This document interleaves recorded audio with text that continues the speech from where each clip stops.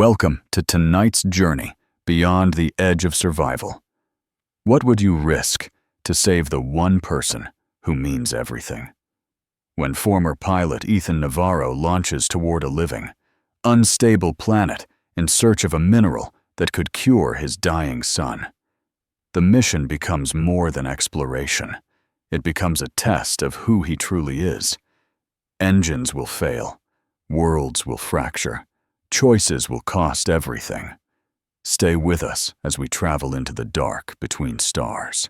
The hull screamed as Helios tore through the upper atmosphere of Epsilon Eridani 4, its shields flaring white under sheets of bioelectric lightning. Ethan Navarro's hands locked around the control yoke while gravity lurched sideways, then vanished.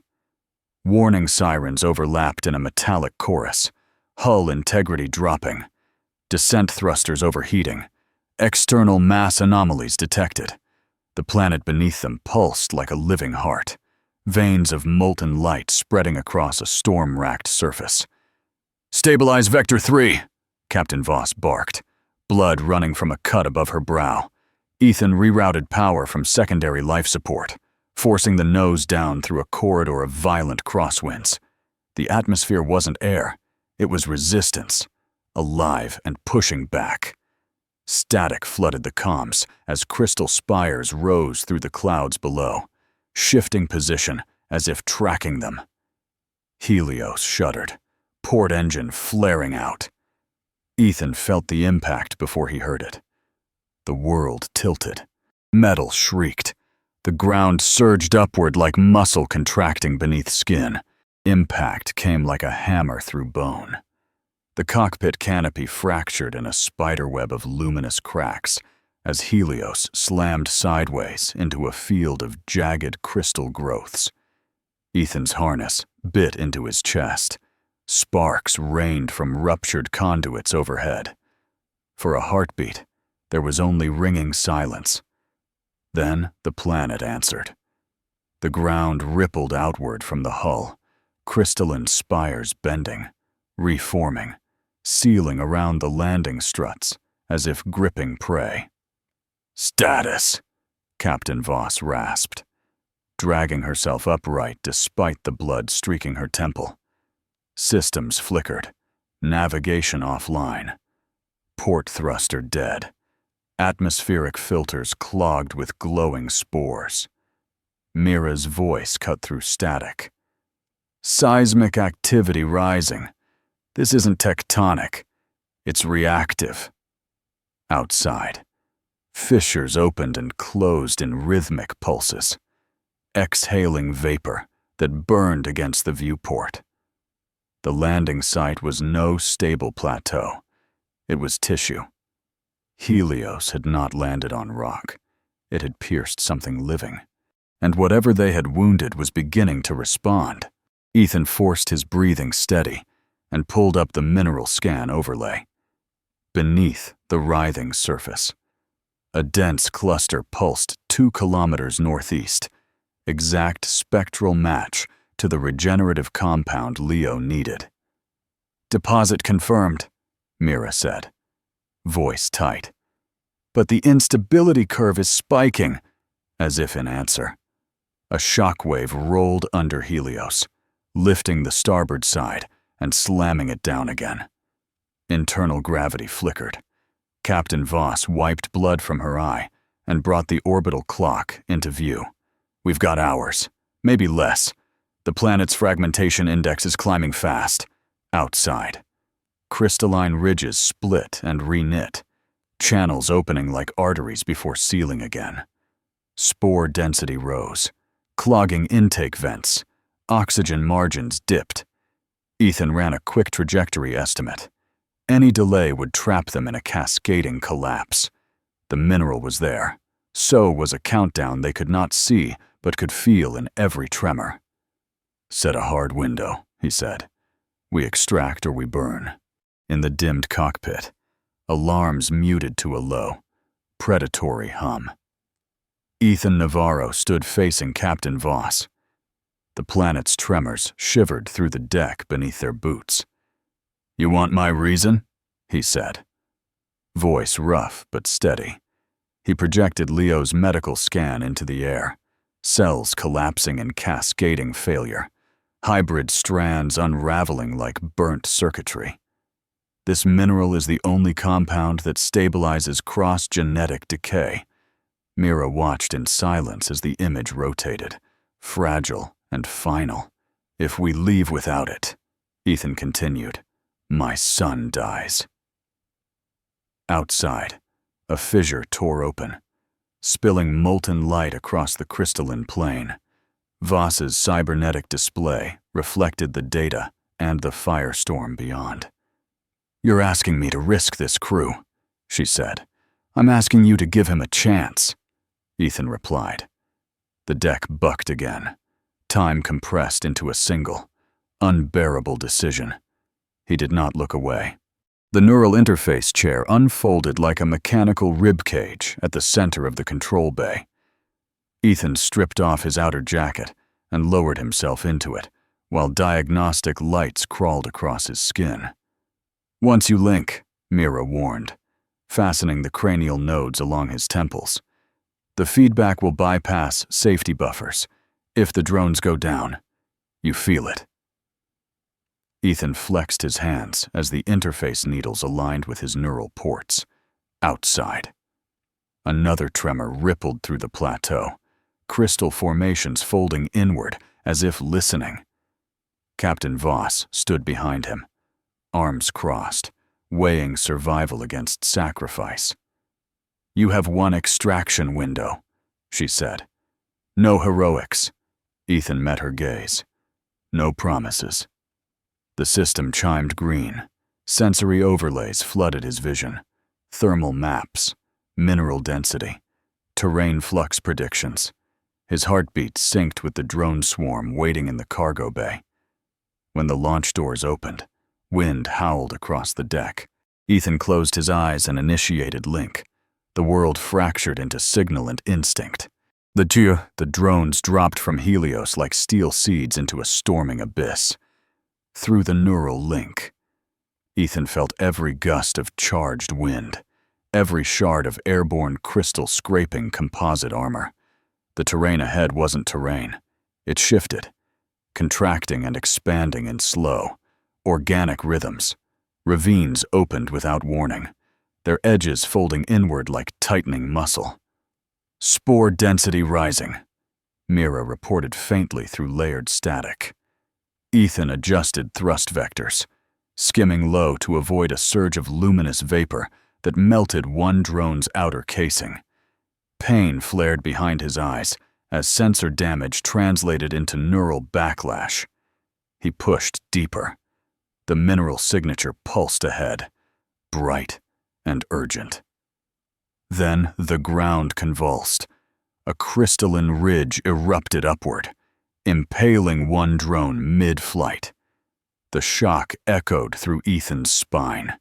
He rerouted control to the remaining units, threading them through narrowing gaps as if navigating arteries. The planet wasn't passive. It was closing around them, through the neural lattice. Ethan felt the change before the instruments registered it. The planet adjusted. Heat signatures shifted. Corridors that had been open moments ago sealed shut with crystallized ridges. Drone telemetry spiked as the surface beneath them rearranged like contracting tissue, redirecting pathways toward dead ends. It's learning, Mira whispered over comms, disbelief tightening her voice. Spore plumes thickened, glowing filaments weaving into denser clouds that interfered with navigation pings. Ethan split control, sending one drone high to map airflow patterns while the others skimmed low through unstable ravines. A tremor rolled outward, not random, but rhythmic, as if responding to his movements. When he altered course, the terrain followed. The mineral signal flickered, briefly masked beneath a surge of bioelectric discharge. Sweat blurred his vision inside the interface, but he compensated, adjusting frequency to bypass interference. Survival had become negotiation. The planet was no longer reacting blindly. It was adapting.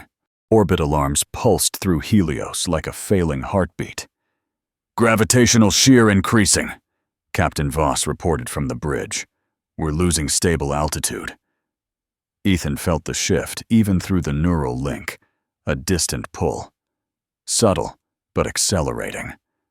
The planet's atmosphere thickened with charged particles, dragging against the ship's hull and straining the thrusters that held them aloft. Oxygen reserves dipped as filtration units struggled against spore saturation. "You have 27 minutes, Voss said, her voice stripped of hesitation. "After that, we burn fuel we can't replace." On the surface, fissures widened, glowing veins splitting open beneath the drone's flight paths. Ethan redirected one unit to compensate for a collapsing ridge. Another clipped a surge of bioelectric discharge and spiraled down in a burst of static pain across his cortex. His pulse hammered in his ears. Every calculation now balanced on dwindling margins: fuel, oxygen, time. The clock wasn't abstract anymore. It was closing around them like tightening jaws. The neural link deepened without warning. Static dissolved into rhythm. Ethan felt a pulse beneath the terrain. Slow, immense, layered in patterns that were not random. His drones hovered over a widening fissure, and through its luminous depths, waves of bioelectric current moved in synchronized surges. "Signal interference stabilizing," Mira said, but her voice sounded distant, distorted. Ethan wasn't just reading data anymore. He was feeling it. The tremors aligned with his drone movements, rising when he advanced, calming when he held position. A feedback tremor struck, not pain, but pressure. Like a warning. His breathing faltered as the planet's oscillations synced briefly with his own neural rhythm. For a split second, he sensed resistance, not mind, not language, but response. The mineral deposit flared brighter in his overlay, buried deep within contracting crystalline folds. The world wasn't inert matter. It was aware enough to defend itself, and it knew they were cutting into it. The mineral signature sharpened into a blazing node beneath a lattice of shifting crystal. Ethan drove the remaining drones lower, skimming past a collapsing ridge as shards detonated against their hulls. Target confirmed. Dense regenerative veins braided through translucent strata like frozen lightning. "Extraction window minimal," Mira warned. "Seismic escalation accelerating." Ethan deployed micro-borers. Diamond tips screamed as they bit into the crystalline sheath. The planet convulsed in response. Shock waves rippled outward, destabilizing drone gyros and forcing him to counter-rotate through violent cross-currents. A plume of caustic vapor erupted from a nearby fissure, etching one drone's optics to static. He shifted control to another without breaking cadence. Sample mass rising, container integrity green. Above, Helios's thrusters flared in orbit, fighting drag from charged particulate storms. The deposit pulsed brighter, resisting as if under pressure. "Hold it steady," Ethan muttered, riding the neural strain as the first capsule sealed with a metallic snap. The rupture began as a low-frequency groan beneath the drones, then split the plateau in a blinding seam of light.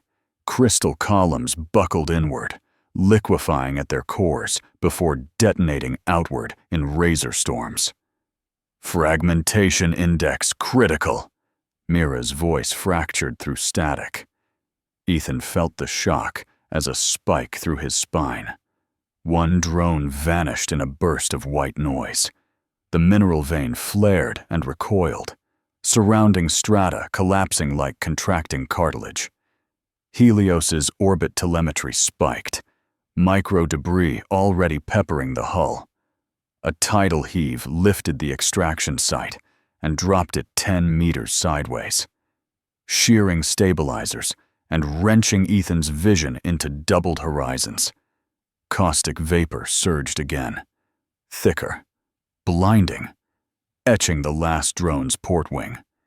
He throttled compensators, forcing alignment as the capsule counter ticked upward. The planet wasn't merely unstable now, it was tearing itself apart. Each tremor closer, each aftershock longer. The ground beneath his machines no longer ground but breaking bone. Abort now. Captain Voss's command cut through the chaos. Stripped of argument. Orbit decay alarms surged as debris fields thickened around Helios. Ethan stared at the extraction counter. 82%. Another tremor split the sight. The last drone bucked. Gyro screaming. "We leave in 90 seconds, Voss added. The neural interface burned behind his eyes, feedback lancing down his spine. He calculated trajectories, recall and lose the mineral, or continue and risk the ship. Outside, a crystalline wall surged upward, closing the ravine like a tightening jaw. Mira's voice reached him, low and urgent. "Ethan, choose." The capsule indicator flickered, seal integrity holding. He throttled the drone deeper, skimming the edge of a molten fissure to complete the final cut. 89, 90. The ground convulsed again, a shockwave lifting the drone into tumbling air. Ethan clenched his jaw and locked the extraction cycle. "Hold," he whispered. To the ship, to the planet, to himself. The neural interface spiked into crimson. Warning glyphs cascaded across Ethan's vision as feedback surged through the link, unfiltered and violent. The last drone clipped a rising shard. The impact echoed through his cortex like shrapnel. His body convulsed in the restraint frame, straps creaking as his pulse hammered out of sync with the telemetry feed. "Sever link!" Mira shouted. Hands already on the override panel. Ethan blocked it. Forcing manual stabilization, the extraction cycle hit 98%, then stalled as the terrain buckled again. Bioelectric discharge flooded the drone's sensors, translating into white-hot pain behind his eyes. He tasted iron. The ship lurched in orbit, thrusters flaring against a growing debris storm. "You're hemorrhaging neural bandwidth," Voss warned. "We're at structural limits." Ethan pushed deeper, overriding safety dampers, amplifying signal strength to keep the drone upright. The mineral capsule indicator blinked green. The cost was climbing, and he felt it tearing through him. The tremor hit without pattern or mercy. A vertical fissure tore through the extraction site, swallowing 2 auxiliary drones in a cascade of collapsing crystal. Their telemetry blinked out. Silence. Then a spike of phantom pain in Ethan's spine as the link severed violently. Only one primary unit remained airborne. Stabilizers whining against chaotic crosswinds. "We've lost half the fleet," Mira reported, her voice tight. "Orbital debris density increasing. Helios can't hold position much longer." The surviving drone banked hard to avoid a surge of molten bioplasma that erupted like arterial spray from the fractured ground. Ethan rerouted power from its shield grid to propulsion, trading protection for speed. The mineral capsule was secured, but the return vector was blocked by rising crystal spines closing the ravine. Behind him, the neural interface hissed as internal safeties failed. One drone, one shot. The planet convulsed again, and the path home narrowed to nothing. The return corridor sealed in a shimmer of rising crystal, spines knitting together like bone. Ethan ran the numbers once. No path back through the ravine. "Recall is impossible," Mira said, voice thin with dread.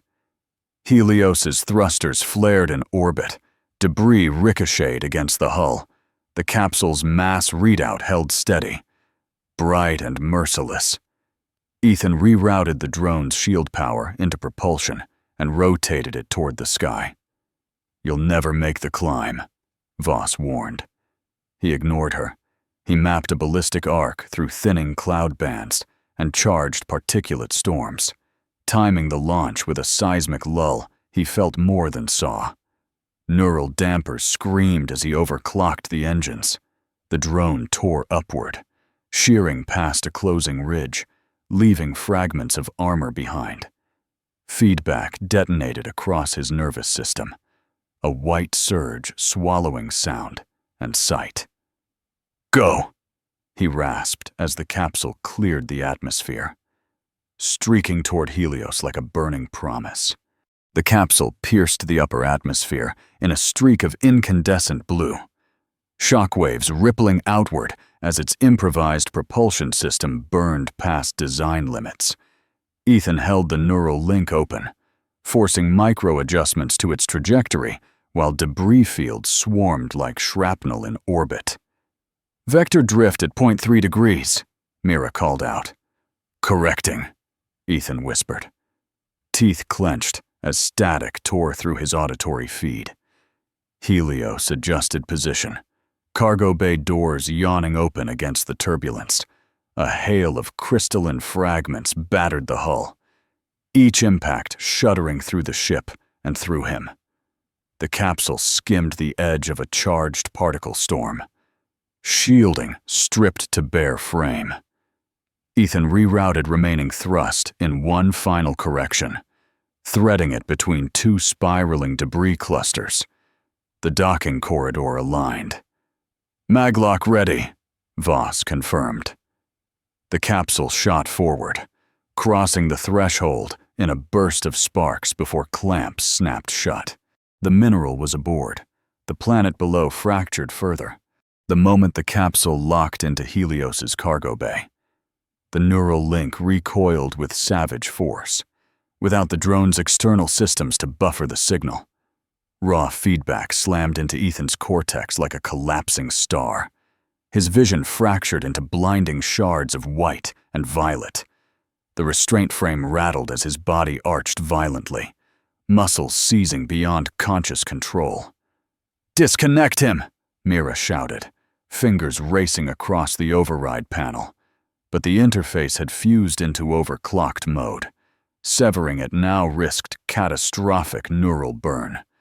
Biometric readings spiraled into red. Ethan felt heat flooding behind his eyes, a pressure building inside his skull as if something vast was pushing back. For a flicker of an instant, he sensed the planet again. Pain, rupture, collapse. Then everything compressed into silence. The neural dampers finally failed, releasing a final surge that snapped through his nervous system. The monitors flatlined. The link went dark. Helios's engines ignited for emergency ascent. Helios tore free of the collapsing orbit as emergency thrusters ignited at maximum burn. The cargo bay sealed behind the secured capsule, while debris hammered the hull in relentless bursts. Captain Voss gripped the command rail, issuing vector corrections as the dying planet below fractured into widening plates of incandescent crystal. Entire sections of its surface split apart, drifting upward in spiraling arcs of luminous debris. Shockwaves rippled through space itself, distorting navigation grids and forcing Helios to weave through fields of shattering fragments. Mira stood frozen beside the neural interface, Ethan's body slack in the restraint frame. Monitors dark. "Altitude clearing," Voss reported, voice hoarse but steady. The ship punched through the last band of charged particles, engines roaring against vacuum drag until the gravitational pull weakened. Behind them, Epsilon Eridani 4 ruptured further, its once pulsing terrain reduced to drifting shards. Helios accelerated into deep space, carrying survival and sacrifice, away from the grave of a living world. Silence settled over Helios, like vacuum frost. The engines powered down to cruising thrust, leaving only the low hum of life support and the distant tick of cooling metal. On the main display, Epsilon Eridani 4 was no longer a world, but a widening debris halo, shards of luminous crystal orbiting a fading core. Captain Voss stood rigid at the viewport, jaw set, as damage reports scrolled in steady columns. Mira remained beside the neural chair, one hand resting lightly against Ethan's shoulder as medtechs confirmed what the monitors already had. No response. No signal. The mineral capsule lay secured in quarantine containment, glowing faintly behind reinforced shielding. It felt heavier than its mass suggested. Around them, crew members moved with mechanical precision, checking seals, recalibrating sensors, speaking in lowered voices. Survival had been achieved, but it did not feel like victory. Outside, the shattered planet drifted in silence. Inside, the cost echoed louder than any alarm. Mira found the recording in Ethan's personal buffer, queued for delayed transmission. The file header read, "If extraction fails." She routed it to the main screen in the quiet of the briefing room, Captain Voss standing beside her. Ethan's image flickered into view, exhausted, eyes rimmed red from sleepless strain, but steady. "Lyra, Leo," he began, voice rough yet controlled. Behind him, the low glow of interface lights reflected across his face. "If you're seeing this, it means I pushed too far." He paused, breath catching only once. "I don't regret it." He spoke of Leo's laugh, of the telescope by the window, of stars that felt closer than home. Sometimes survival means choosing who you are, not whether you live. Static rippled faintly at the edge of the frame. "Look up," he said softly. "I'll be there." The recording ended without ceremony. In the silence that followed, no one spoke. Helios pivoted slowly against the backdrop of shattered orbit, its trajectory recalculated toward Earth. Captain Voss authorized full return burn, diverting non-essential power to long-range propulsion. The debris field of Epsilon Eridani 4 drifted behind them, fragments glinting in distant starlight like the remnants of a broken constellation. Inside the navigation bay, course vectors stabilized into a narrow corridor through interstellar void. Fuel reserves were tight but sufficient. The mineral capsule remained sealed in quarantine containment, monitored around the clock. Mira stood at the viewport as the ruined planet shrank to a faint scatter of light. No one celebrated. The mission logs recorded success. Yet the cost line remained unbalanced. As Helios entered faster-than-light transition, the stars stretched into pale ribbons across the hull. The ship carried proof of survival, proof of sacrifice, and a silence that followed them into the dark between systems. The laboratory lights burned sterile white as the mineral compound dissolved into a shimmering solution beneath containment glass. Doctors monitored Leo's vitals in tense silence, while nanoscopic infusers delivered the first calibrated dose into his bloodstream. His small body lay still beneath transparent med-gel membranes, skin pale with exhaustion, hybrid cellular structures unstable and collapsing. Lyra stood at the edge of the chamber, fingers pressed against the barrier, bioluminescent patterns flickering with restrained fear. Data streams scrolled rapidly, cellular regeneration markers rising, degradation curves slowing. A tremor passed through Leo's frame, subtle but measurable. "Stabilization beginning," the lead physician confirmed. Over the next hours, fractured genetic strands began to realign, luminous under microscopic scan, the regenerative mineral integrating with his cross-species DNA. Oxygen levels normalized, heart rhythm steadied. For the first time in months, the monitors no longer screamed in alarm. The crisis had not ended, but it had shifted. Survival was no longer slipping away. The house felt larger after the hospital cleared Leo for home care, quieter in ways Lyra had never known before. Medical equipment no longer dominated the living room. The steady mechanical hum had been replaced by ordinary silence. Leo slept peacefully in his own bed, color returning to his skin, breathing deep and even.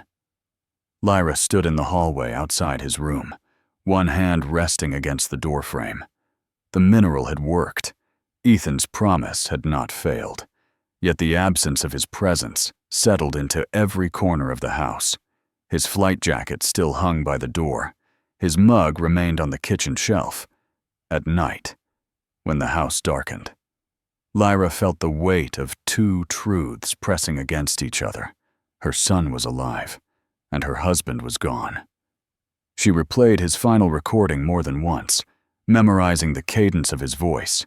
Survival had come, but it carried an echo that did not fade. Autumn air carried a crisp edge as Leo stepped into the backyard. Telescope cradled carefully in his arms. The night sky stretched clear and vast above him, constellations sharp against the dark. Lyra watched from a few steps behind, her bioluminescent markings glowing faintly in the cool air. Leo adjusted the focus ring with deliberate precision. Just as Ethan had shown him months before departure, "I think I found it," he whispered, voice steadier than it once had been.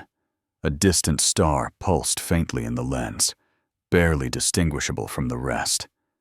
Lyra moved closer, resting a hand on his shoulder as he angled the telescope higher. The memory of Ethan's final words echoed softly in her mind. "Look up." The silence between them was not empty. It held presence. Leo lingered at the eyepiece, breathing slow and even, gaze fixed on the distant light. The stars remained unchanged, yet everything else had shifted. The night settled gently over the small town, leaves whispering across the yard as a cool breeze moved through fading autumn branches. Leo lay on a blanket beside the telescope, hands folded behind his head, eyes fixed on the sky. His breathing was steady now, strong in a way it had never been before. Lyra sat beside him, watching the constellations sharpen as the air cleared. The distant hum of traffic felt small beneath the vastness overhead. Leo adjusted the telescope again, scanning patiently for the faint star he believed carried his father's path. "It's brighter tonight," he murmured. Lyra followed his gaze, knowing the light had not changed, only their perspective had. Somewhere beyond sight. Helios continued its journey through deep space. The world felt ordinary again. But the silence carried memory. The sky stretched wide and indifferent. Yet to them, it held something fiercely personal. Inside the living room, the recording flickered to life across the wall display, casting a soft blue glow over the dim space. Ethan's image appeared, tired, lined with strain, but unmistakably steady. Leo leaned forward on the couch, elbows on his knees, eyes wide and unblinking. "Hey, buddy." Ethan's voice filled the room, warm despite the static hum beneath it. He spoke of distant nebulae swirling like storms of light, of stars that burned for billions of years without knowing why. He described the living planet they had found, not as a monster, but as something struggling to survive in its own way. Lyra stood behind Leo, one hand resting lightly against his shoulder, feeling the small rise and fall of his breath. Ethan's words carried no drama, only clarity. "Sometimes we don't choose the danger," he said softly, "but we choose who we are inside it. The recording ended quietly. The silence afterward felt fuller than sound. Leo remained seated long after the screen dimmed, the last trace of blue light fading from the wall. He did not cry. He stared at the dark reflection where his father's image had been, absorbing the weight of words he was only beginning to understand. The house was quiet again, but the silence felt different now, less empty, more deliberate. Lyra knelt beside him, searching his expression for signs of confusion or grief.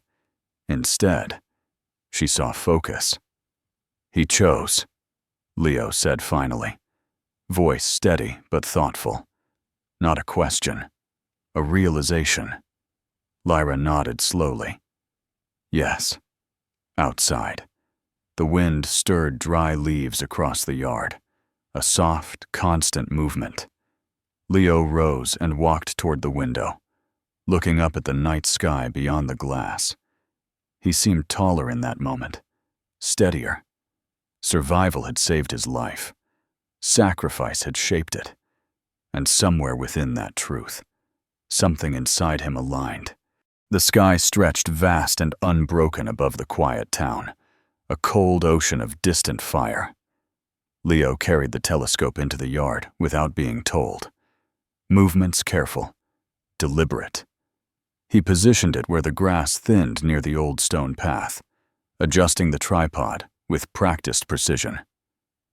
Lyra stood nearby, watching the faint glow of her markings reflect off the metal frame. The air held the crisp clarity of late autumn, each breath visible in pale mist.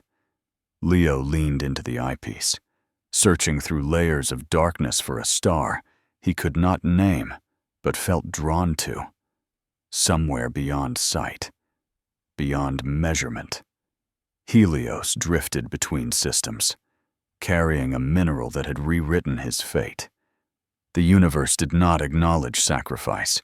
It moved in silence and distance. Yet to Leo, the sky felt closer now, not infinite, but intimate. He did not look small beneath it. He looked steady. Lyra joined him on the grass, folding her legs beneath her as she looked upward without the aid of lenses or instruments. The sky held no visible scar where a world had broken apart, no marker where a man had chosen to remain behind. Survival left no monument in space. It left consequences in those who lived. Leo lowered the telescope slowly, gaze still fixed on the darkness. "He knew," he said quietly. Lyra understood what he meant. Ethan had known the neural surge would destroy him. He had known the launch vector was a one-way path. The mineral had saved their son, but it had cost a husband, a father, a life measured not in years, but in decision. The house behind them glowed softly with warm light, a fragile shelter purchased at unimaginable expense. The stars remained distant, indifferent. The cost was not written in the sky, it was written in memory. Leo raised the telescope one final time, adjusting the focus until a distant point of light sharpened against the dark. It was indistinguishable from 1,000 others, yet to him it carried weight. Lyra watched as he steadied his breathing, no longer searching with urgency, but with quiet intention. Somewhere beyond visible range, Helios continued its programmed journey through interstellar space, engines humming in the long silence between systems. The mineral it carried had done its work. The man who secured it would not return. Yet in the vast architecture of the cosmos, nothing truly vanished. Matter shifted, light traveled, memory endured. Leo stepped back from the eyepiece and looked upward with unassisted eyes, as if understanding required no lens. The sky did not answer. It did not need to.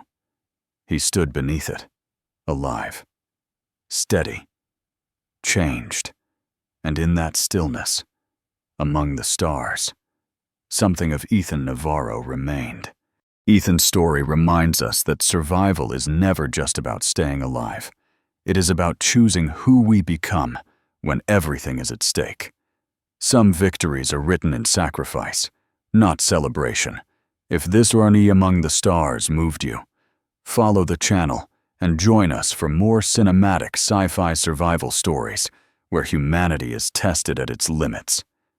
Until next time, look up and listen closely.